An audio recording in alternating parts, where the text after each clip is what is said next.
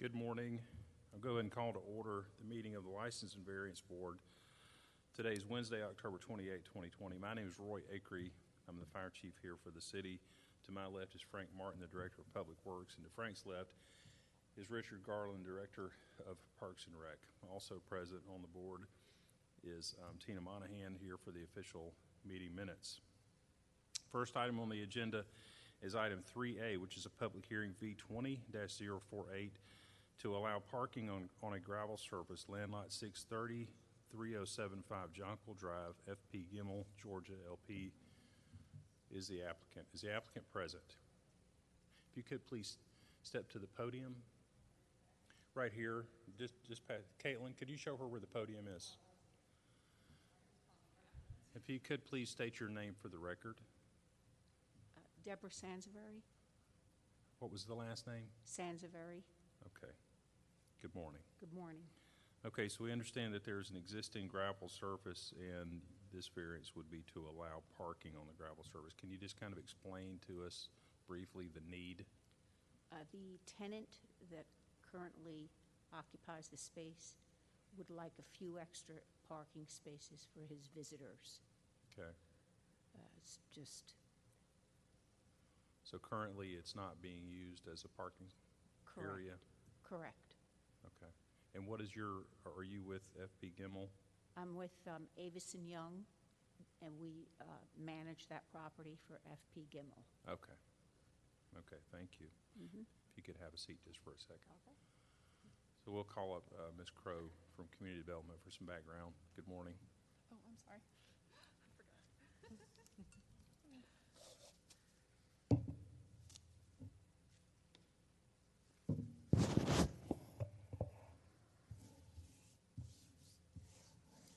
The things we have to do because of COVID, right?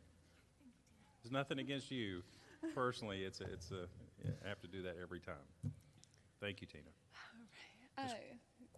Good morning. Caitlin Crow, Planner 1 Community Development.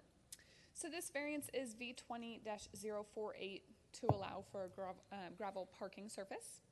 So the applicant is requesting the variance to put in this, or excuse me, keep this existing gravel parking area at 3075 Jonquil Drive for the purpose of overflow parking for those existing tenants. So the applicant did receive approval for a variance in 1987, which is case V87-041, for a temporary gravel parking area in the same location. But since that proposed parking is no longer temporary, the applicant was asked to request another variance to allow for the parking on this gravel surface. So the applicant will need a variance from Section 901B of the city's zoning ordinance, which does require parking surfaces to be paved. So the applicant will be utilizing the existing area adjacent to the building, and Community Development has done an aerial survey of the immediate surrounding area and has found similar gravel parking areas with similar operations as proposed by the applicant. Since the proposed improvements are in line with those existing conditions in the surrounding area, Community Development is supportive of the proposed variance and does not foresee any negative impacts to the adjacent neighbors. It has been properly posted with no site distance issues. So after reviewing the application, staff does support the request and recommends approval to allow a gravel parking service with the following two conditions. 1, restripe existing parking area in front of the building in compliance with applicable codes and standards. And 2, create ADA/van accessible parking on the end of the building opposite Suite A near the end of the access ramp. And with that, I can answer any questions. Any questions for staff? All right, thank you. Thank you, Ms. Crow. If I could have the applicant please come back up to the podium. You just have one question for you. Oh, sorry. It's okay. I have my mask on. Oh, it's all right. All right, so I'm getting extra steps in today. you heard Ms. Crow give the background, and in that Yes. background, she read into the record 2 conditions. Or do you accept those conditions? Yes, Okay. I do. Any questions for the applicant? Okay, thank you. Thank you. This is a public hearing. If there's anybody here that would like to speak either for or against item 3A V20-048, I would ask that you step forward at this time. Seeing none, I'll entertain a motion. I make a motion to approve variance 20-048, allow parking on a gravel surface, land lot 630-3075 Jonquil Drive. Second the motion. Motion to approve has been properly seconded. If there's no further discussion, I'll call for the vote. All those in favor? None opposed. Motion passes 3-0. Next item on the agenda is 3B, public hearing V20-055, allow impervious surface increase from 35 to 38%. Land lot 559, 2890 Elizabeth Street. Christopher Cornish is the applicant. Is Mr. Cornish present? Good morning, sir. If you could please come to the podium and state your name for the record. You can feel free to, while you're up there, if you choose to, you can take your mask off while you speak, or you can leave it on, whatever you Okay. want. Yeah, my name's Christopher Cornish. Good morning. Good morning. So talk to us just a little bit about the need for the impervious surface increase. Sure. So we're trying to build a pool on the property. Right now, we're right around 34%, so we're seeking just a small 4% increase just to allow for the pool and a little bit additional decking. Okay. Any questions for the applicant at this time? Okay. If you could just have a seat. And I'll call back up Ms. Caitlin Crowe.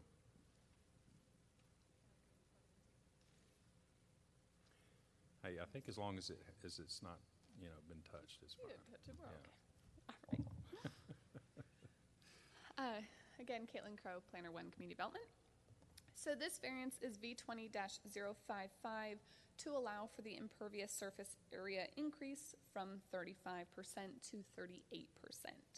The applicant is seeking this variance to allow for a construction of a new swimming pool on the subject property. And Section 801 sets the maximum impervious area of the R15 zoning district at 35%. The subject parcel is about 0.2 acres located on the west side of Elizabeth Street.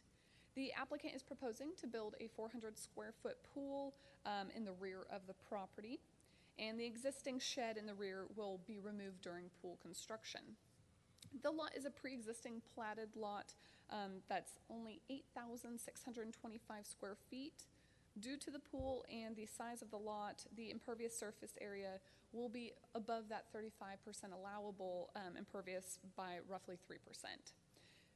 However, the key part is the minimum square foot of an R15 lot is 15,000. So this is well below that, which means that if it were the required size, this variance wouldn't even be required. Therefore, the hardship is not self-created.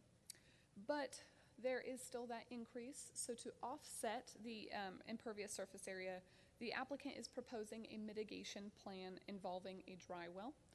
The city engineer has reviewed the application and is supportive of the variance as long as there is that stipulation that a full mitigation plan will be submitted prior to building permit issuance.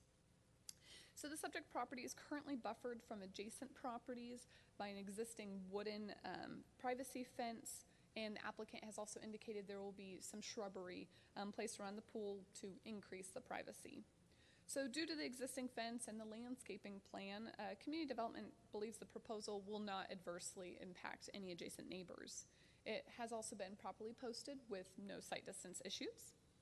So after reviewing the variance application, staff does support the request and recommends approval to increase the impervious surface area from 35% to 38% with the following 3 conditions.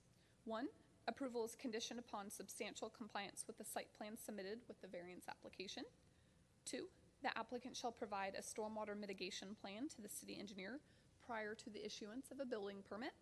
And 3, the existing shed shall be removed prior to pool permit completion. And with that, I can answer any questions. Any questions for staff? Thank you. Ms. Crowe. Mr. Cornish, if you could please step back up. So you just heard Ms. Crowe read into the record the 3 stipulations. Do you agree to those stipulations? I do agree, yes. Okay. Thank you. Any questions for the applicant or for staff? Thank you. This is a public hearing. If there's anybody here that would like to speak either for or against item 3B V20-055, I'd ask that you step forward now. Seeing no one, I'll entertain a motion. Make a motion to approve variance V 20-055 to allow impervious surface increase from 35% to 38% on land lot 559, 2890 Elizabeth Street, owner Christopher Cornish. Second. We have a motion to approve that's been properly seconded. If there's no further discussion, I'll call for the vote. All those in favor? Motion passes unanimously. Next item on the agenda is item 3C, public hearing V 20-062, reduce side setback from 7.5 to 6.9 feet, land lot 593, 1013 Whitfield Court. Lenita Green is the applicant. Is Ms. Green present? Good morning. If you could please state your name for the record. Lenita Green. Good morning, Ms. Green. So I know that we have this side setback, and right after this one, a request for the same property for an impervious surface area increase. So you have two variances. We have to hear each one separately and vote on them separately. But if you want to kind of describe the whole project all at once, so you won't have to come back up and repeat yourself for the second one unless you've got additional. So Okay. kind of just talk to us about what's going on over at Whitfield Court and the need for these two variances. Okay. We are planning to do a remodel on our existing home. The impervious surface, I guess, includes the additional driveway to lead up to a garage that we currently do not have, which we'll be adding on. Okay. And then we're adding an additional 11 linear feet to the back of the home.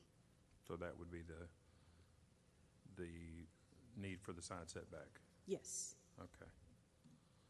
Okay. Any questions at this time for the applicant? Thank you. I'll call up Caitlin Crow, Community Development. All right, Caitlin Crow, Planner 1, Community Development. So, yes, these are two variances, so I'll go over them both together. So the first variance is V 20-062, which is to reduce the side setback from 7.5 feet to 6.9 feet. And the second variance is V 20-063 to allow the increase in impervious surface area from 35% to 43%. So the applicant is requesting these two variances to expand the existing footprint of the home for a new home with a second story and finished attic space, which will be on the existing slab surface with a non-conforming side setback. The current structure is 2 stories with a side setback of 6.9 feet at its narrowest spot. To complete the second story and then add that additional attic space to the existing slab, the applicant is requesting those two variances. Strict application of the ordinance would require the foundation be completely removed and shifted, which would cause substantial land disturbance.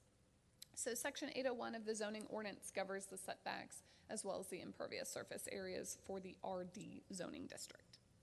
So the applicant is proposing to demolish the existing 2-story home, leaving only 2 of the exterior walls, which does include that fire-rated wall that is shared with the neighboring property. The new home will include a 2-car garage and will add an additional 328 square feet of living space to the first and second floor. And also there will be an 190 square foot concrete patio in the rear with a deck above that. The building height will not exceed 35 feet per the plans that have been submitted. And additionally, the adjacent property to the north will maintain a 10-foot separation, thus no fire suppression systems needed. In order to access the new garage space on the first floor, the applicant will be lengthening the existing driveway to go up to the slab. This plus that additional living space will be putting the impervious surface area over the 35% that's allowed by roughly 8%. The applicant is proposing a mitigation plan that's been submitted involving a flow well stormwater leaching system, which will mitigate any of those impacts made by the impervious area. The city engineer has reviewed the proposed mitigation plan and is supportive of the variance. So community development believes the variances requested are the minimum variances needed to make this second story single family home possible. At the time of this report, community development has not received any type of phone calls or emails regarding the variance request. It has been properly posted and there's no site distance issues.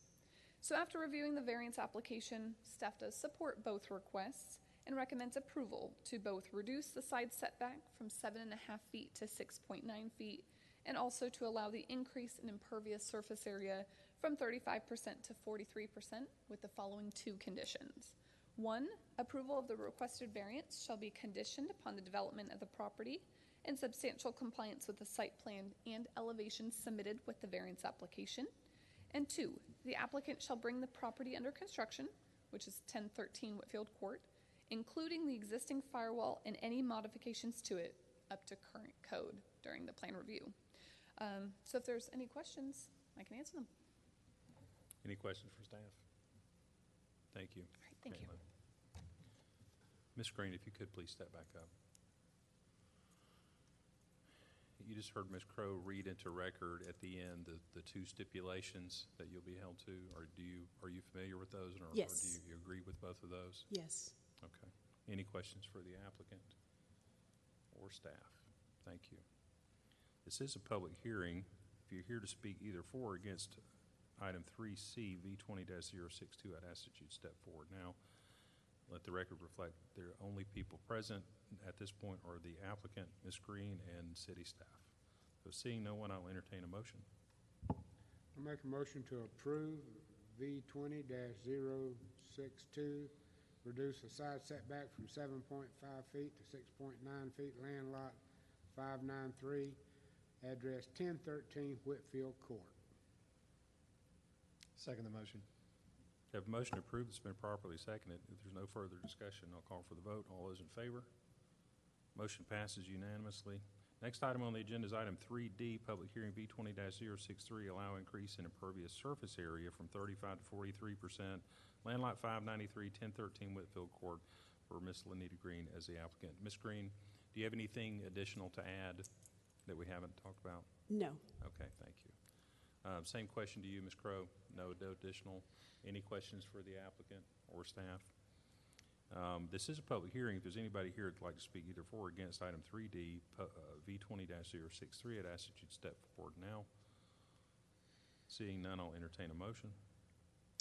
Motion to approve variance request V20-063, allow increase to impervious surface area from 35% to 43%. Land lot 593, 1013 Whitfield Court. Second. Have a motion to approve item 3D has been properly seconded. If there's no further discussion, I'll call for a vote. All those in favor? Motion passes unanimously. Good luck, Ms. Green. So the next 6 items on the agenda are all the subject property 2619, and all 6 will be tabled until November the 11th. And Ms. Monahan, just correct me, it's my assumption that we have to vote on each one of these and table each one individually? So we have to have 6 different. Okay. All right, we'll see how I can get my auctioneer voice going. Item 3E is a public hearing V20-056 that is going to be tabled to November the 11th. Do I have a motion to table? Make a motion table V20-056, reduce the northern side setback from 10 feet to 4 feet, land lot 5612619 Highland Avenue. Second. Motion table has been properly seconded. If there's no further discussion, this is a public hearing. If there's anybody here, let the record reflect from this one and the remainder of the meeting, the only people present are city staff. No one here to speak for or against. If there's no further discussion, I'll call for a vote. All those in favor? Motion passes. Motion to table passes unanimously 3-0. Next item is item 3F, public hearing V20-057, same subject property on Highland Avenue. Do I hear a motion to table till November the 11th, 2020? Motion to table variance request V20-057, reduce the Highland Avenue front setback from 35 feet to 25 feet, land lot 591, 2619 Highland Avenue. Second. Motion tabled has been seconded. There's no one here for public input. If there's no further discussion, I'll call for a vote. All of those in favor? Motion to table passes unanimously 3-0. Next item on the agenda is 3G. Public hearing V20-058, same subject property, 2619 Highland Avenue. Do I hear a motion table to November the 11th, 2020? Motion to table V 20-058, reduce the southern side setback from 10 feet to 5 feet, land lot 561, 2619 Highland Avenue. Second. Motion table's been properly seconded. There's no one here for public input. I'll call for the vote. All those in favor? Motion passes unanimously. Next item is 3H, public hearing V 20-059, same subject property, Highland Avenue. Do I hear a motion to table to November 11th? Motion to table V 20-59, reduce the old Roswell Road front setback from 35 feet to 15 feet, land lot 561, 2619 Highland Avenue. Second. Motion to table's been properly seconded. There's nobody here for public input. If there's no further discussion, I'll call for a vote. All those in favor? Motion to table passes. Next item is 3I, public hearing V 20-060, same subject property on Highland Avenue. Do I hear a motion to table to November the 11th? Motion to table V 20-060, increase accessory building size from 25% to 30%, land lot 561, 2619 Highland Avenue. Second. Do we have, we have a motion to table. It's been properly seconded. There's nobody here for public input. If there's no further discussion, I'll call for the vote. All those in favor? Motion passes unanimously, 3-0. Next item is 3J, public hearing V 20-061, same subject property, Highland Avenue. Do I hear a motion to table to November the 11th? Motion to table V 20-061, increase impervious surface area from 35% to 46.2%, land lot 561, 2619 Highland Avenue. Second. Motion to table's been properly seconded. There's no one present for public input. If there's no further discussion, I'll call for the vote. All those in favor? Motion to table passes unanimously. Good job for everybody on the fast talking. That's good. Last item on the agenda is item 4A, approval of the October 14, 2020 License Variance Board meeting minutes. Do I hear a motion to approve? Make a motion to approve the October 14, 2020 License Variance Board meeting minutes. Second. Motion to approve the minutes has been properly seconded. All those in favor? Motion to approve passes unanimously. I'll adjourn the License Variance Board meeting at 10:22.